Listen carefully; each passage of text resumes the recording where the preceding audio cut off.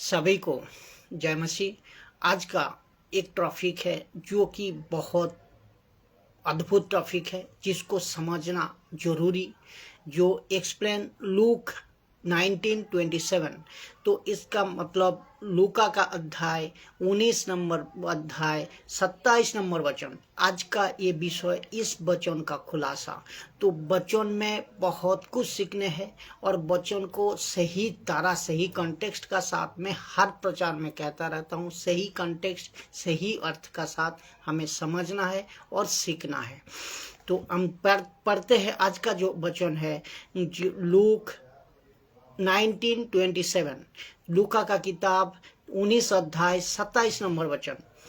वो लिखा है, परंतु मेरे उन बेरियों को जो नहीं चाहता कि मैं उन पर राज करूं, उनको वहां लाकर मेरे सामने घात करो। और एक बार पढ़ता हूँ, परंतु मेरे उन बेरियों को जो नहीं चाहते थे कि मैं उन पर राज करूं, उनको यहाँ लाकर मेरे सामने घात करो। मुझे नहीं पता ये वचन का खुलासा आप तक पहुंचा या नहीं, या आप कभी किसी यूट्यूब का द्वारा, फेसबुक का द्वारा या व्हाट्सएप का द्वारा किसी का पास सुने या नहीं सुने। लेकिन ये मुझे, अगर किसी ने सुना है तो बहुत सतर्क से, ध्यान से उसको सुनना।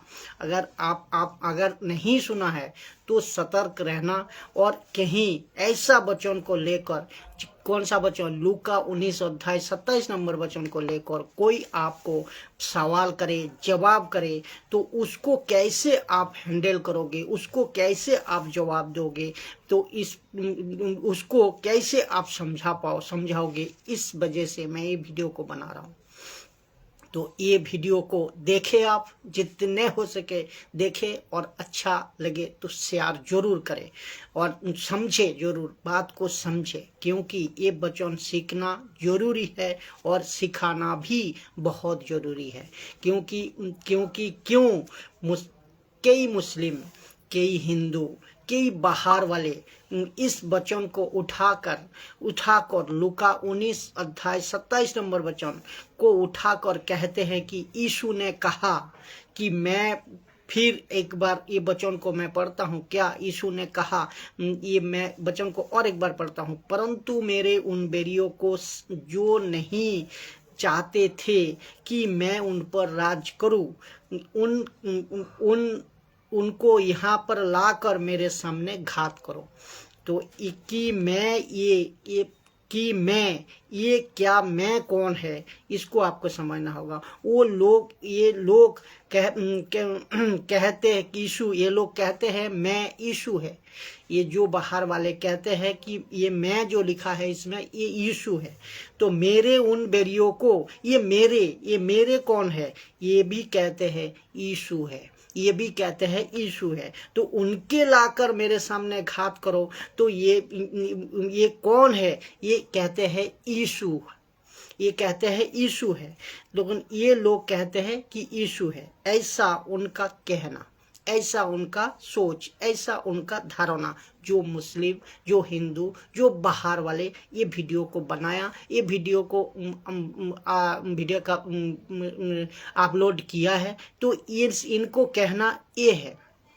तो लेकिन आपके बीच में इनकी जो कंट्रोवर्सी है, उनकी जो भूल धारणा है, उनकी जो गलत धारणा है, आज मैं खुलासा करूंगा। पहली बात, मैं हर समय कहता हूँ कि किसी एक पकड़, ये मैं जो लिखा है, अब मैं खुद कह रहा हूँ, इसीलिए ये हर समय मैं कहता भी आया हूँ, अभी भी कह रहा हूँ कि किसी एक वचन को उठाकर कोई स्टेटमेंट, कोई सिद्धांत नहीं बनती है।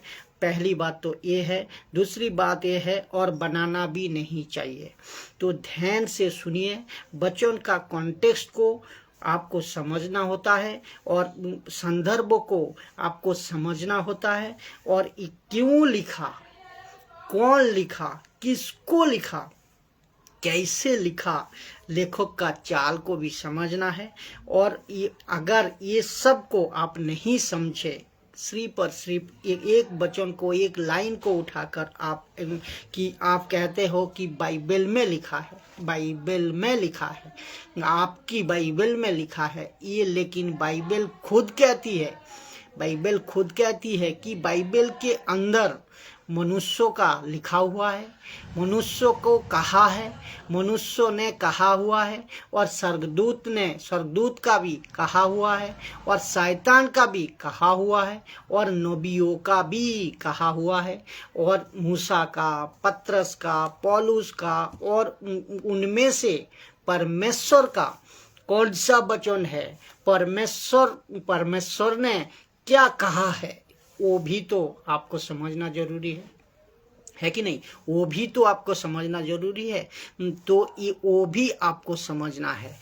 तो जैसे एक उदाहरण देता हूँ मैं, जब स्कूल में मास्टर या मैम बच्चे को पढ़ाते हैं या हमको आपको पढ़ाते हैं, कोई भी विषय, कोई भी चैप्टर को लेको पढ़ाते हैं, तो किताब को पढ़ाते हैं, पहले उस पुस्तक का लेखक कौन है, पहले उस पुस्तक कब लिखा गया है, उस पुस्तक का जो इंट्रोडक्शन है वो क्या है, उसमें कौन राजा है, कौन रानी है, कौन हिस्ट्री है, क्या हिस्ट्री है उसका, क्यों लिखा, किसको लिखा, ये सब तो पहले इंट्रोडक्शन देते हैं, फिर जाकर उसको आपको पढ़ाते हैं, फिर आप समझ पाते हो जो इस चैप्टर के लिए बात हो रही है। तो ये आपको समझना होगा, ये आपको समझना होगा।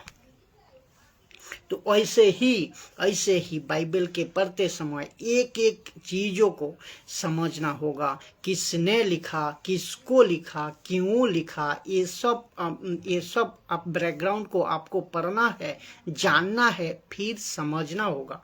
ये सब कुछ अगर आप नहीं समझे, सिर्फ और सिर्फ इतने सा एक लाइन को, एक वचन को उठाकर कि परंतु मेरे उन बैरियों को जो नहीं चाहते थे कि मैं उन पर राज करूं, उनको यहाँ लाकर मेरे सामने घात करो।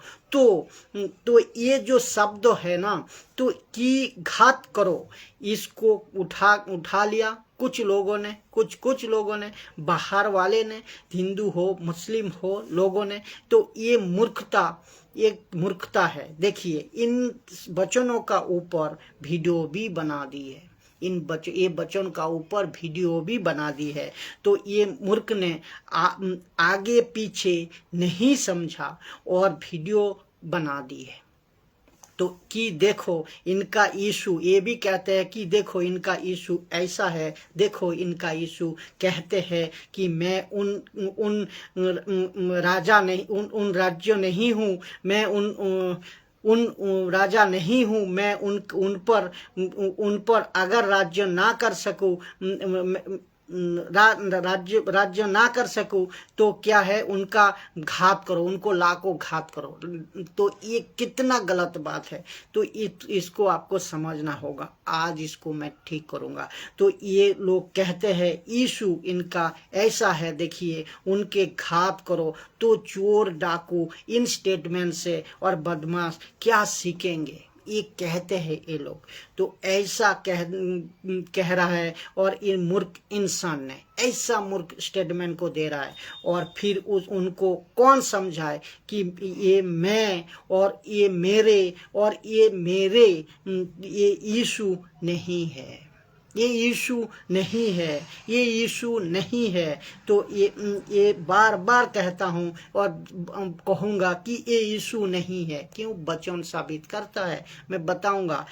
तो ये यीशु नहीं है। तो ये किसी राज्यों का एक व्यक्ति है, किसी राज्यों का एक व्यक्ति है, ये किसी नगर का एक व्यक्ति है जो था, किसी नगर का एक बात हो रही है जो यीशु कह रहा है। और एक बात कुछ लोग ये भी कहते हैं कि जो बुद्धिजीवी लोग हैं ना, वो कहते हैं, ज्ञानी लोग हैं जिसको कहोगे, आप कहते हैं कि नहीं, ये आप गलत कह रहे हो, आप गलत कह रहे हो, ये ऐसा नहीं है। ये किंग जेम्स वर्जन जो एक किताब है, किंग जेम्स वर्जन एक किताब है, तो या और कुछ जो अभी उसमें से कुछ एक जो क्या कहते हैं नया ट्रांसलेशंस, जो न्यू जनरेशन के लिए नया ट्रांसलेशन के लिए प्रिंट किया गया है, उसको कहोगे आप जीजस जो लिखता है, जीजस का जो लिखाई है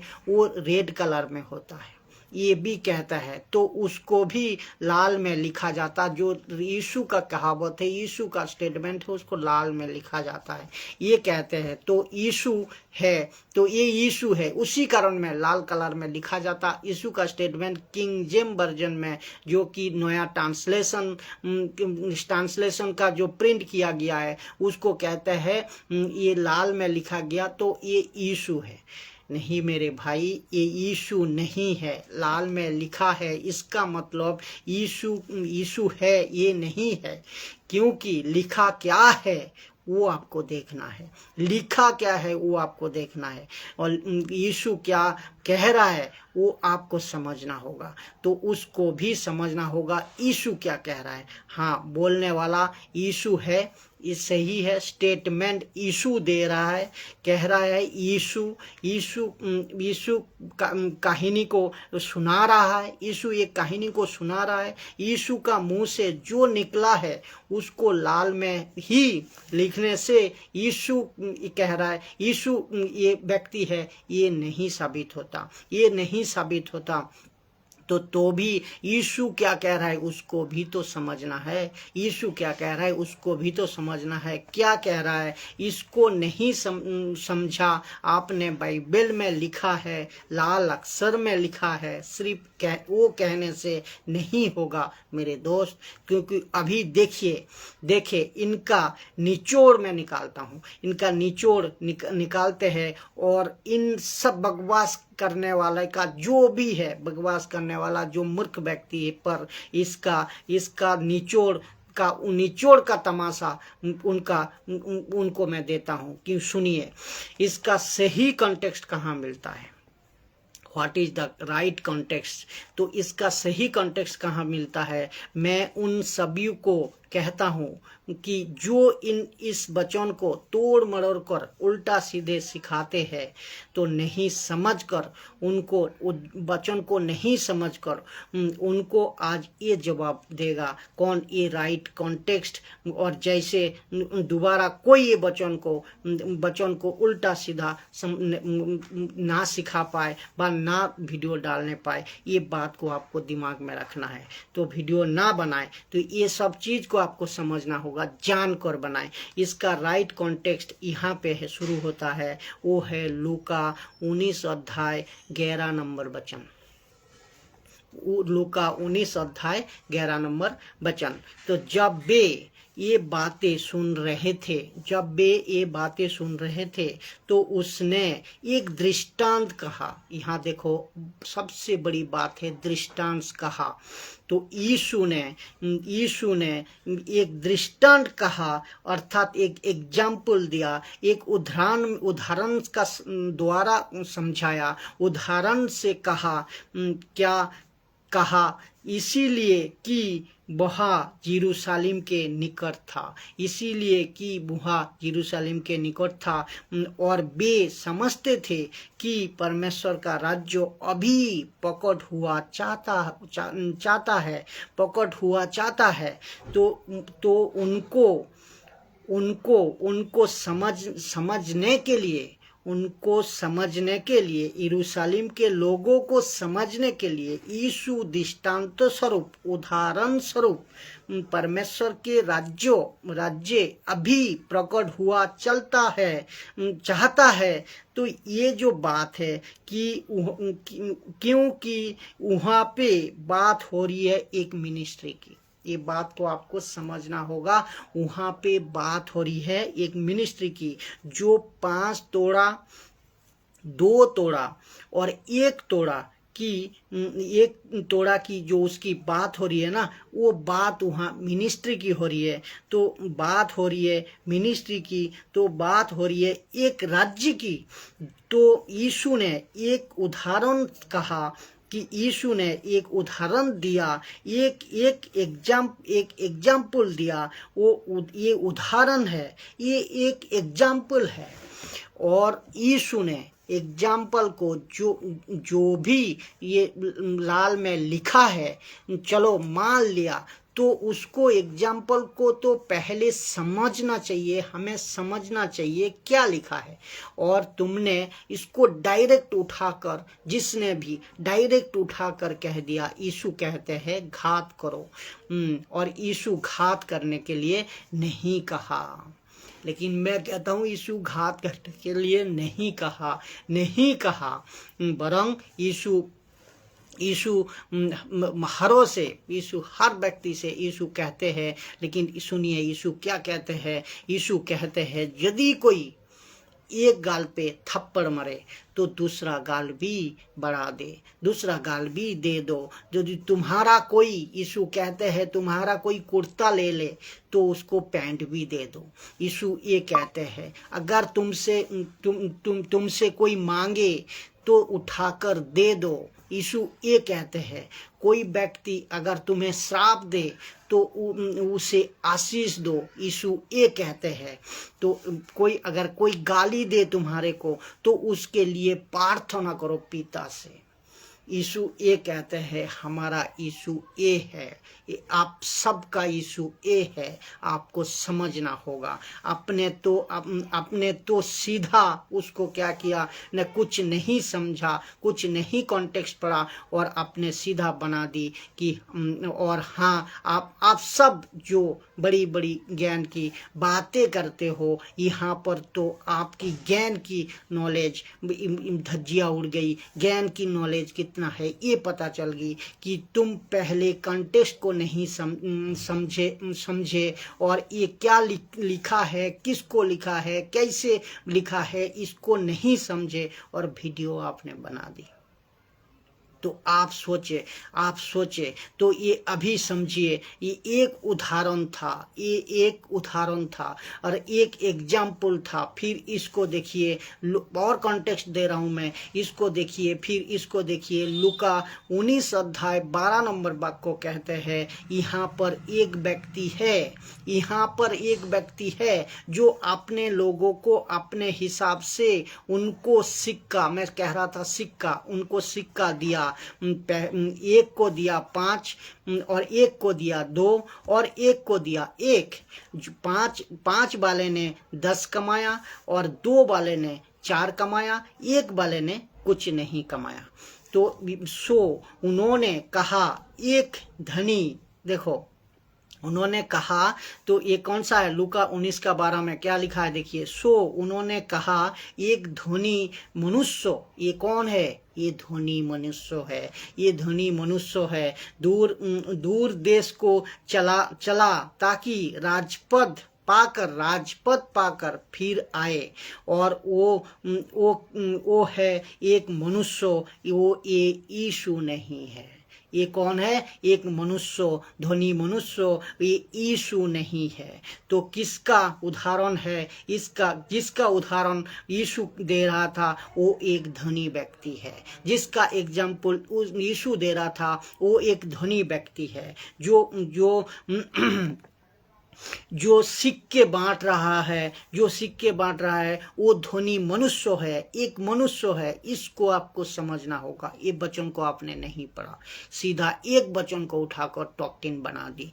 तो ये यीशु नहीं है। तो ये जो मुस्लिम, जो हिंदू, जो बाहर वाले वीडियो को बनाएं कि ऐसे लोग जो नहीं समझते हैं और कहते हैं, जिसको जो एक प्रीस्ट का सामने, इसका भी एक प्रीस्ट का सामने बुलाकर उसको सवाल पूछा गया था। वो व्यक्ति उत्तर नहीं दे पाया, क्यों पता नहीं। लेकिन वचन का कॉन्टेक्स्ट साफ है, बिल्कुल साफ है। लेकिन वो प्रीस्ट को सवाल किया गया था, वो जवाब दो, लेकिन जवाब बिल्कुल बिल्कुल साफ है यहाँ पर। वो व्यक्ति क्यों नहीं दे पाया, बाइबल को पढ़ा नहीं पढ़ा मुझे पता नहीं, क्योंकि लिखा है एक धनी मनुष्य था और वो किसी व्यक्ति की बात हो रहे थे, यहाँ किसी व्यक्ति की बात हो रहे जो एक देश को चला गया था। उसका दूसरा कॉन्टेक्स्ट भी दे देता हूँ मैं, देखिए दूसरा कॉन्टेक्स्ट भी देखिए, किसको घात किया था, किसको घात किया था और किसने घात किया था, ये सब मैं आपको बताऊंगा। और उसको समझना होगा। लूका 14 अध्याय 19 अध्याय 14 नंबर वाक्य को, यहाँ से उसका कॉन्टेक्स्ट शुरू होता है, यहाँ से उसका कॉन्टेक्स्ट शुरू होता है। तो देखते हैं। परंतु उसके नगर के रहने वाले उससे बैर रखते थे। किससे बैर रखते थे? यीशु से नहीं, उस धनी व्यक्ति से बैर रखते थे नगर के लोगों ने। ठीक है, तो कौन बैर रखते थे? नगर के लोगों ने बैर रखते थे। फिर लिखा उसके पीछे दूतों को दूतों के द्वारा कहला भेजा कि हम नहीं चाहते कि यहाँ हम पर राज करे।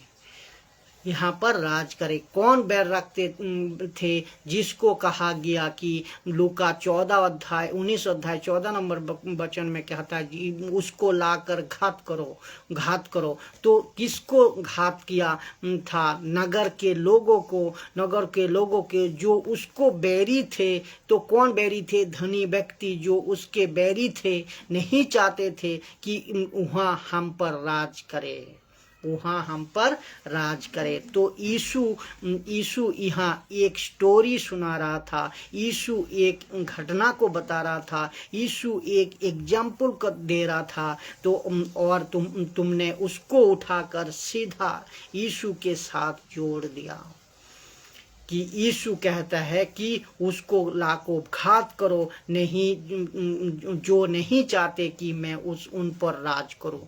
तो कितनी गलत और कितनी मूर्खता का स्टेटमेंट दिया आपने, सोचिए। एक बार पढ़े, एक बार समझे, ठीक से कॉन्टेक्स्ट को समझे, फिर बताए। तो उसमें आपकी मूर्खता पता चलता है, उसमें आपकी ज्ञान भी पता चलता है, जो भी किया है। इसीलिए मैं चाहता हूं कि ये वचन को समझे ये वचन को आप समझे, सभी लोग जहाँ कहीं से भी देख लो आप समझे और ये बात को समझे। अगर नहीं समझा तो आप भी किसी से उल्लू बन जाओगे, आप भी किसी से उल्लू बन जाओगे। और हर वचन को मैं हर समय कहता होता हूँ, सही कॉन्टेक्स्ट का साथ संदर्भ में आपको पढ़े, सीखे और सिखाए। और मेरी कोशिश है कि मैं जैसे आप आत्मा की अगुवाई से आपका होते जाएगी, मैं आपका सामने जरूर आऊँगा। एक वचन का खुलासा, एक वचन का टॉपिक का ऊपर बात करते जाऊँगा। आप लोग मजबूत होते जाए, यीशु का वचनों का साथ सही शिक्षा को लेते जाए, आत्मिक बातें, आत्मिक खुराक में मजबूत होते जाए। और ख्याल रखे हर एक वचनों को कॉन्टेक्स्ट का साथ पढ़े। ये आप खुद मजबूत होइए और दूसरे को मजबूत करिए। सबको जय मसीह की।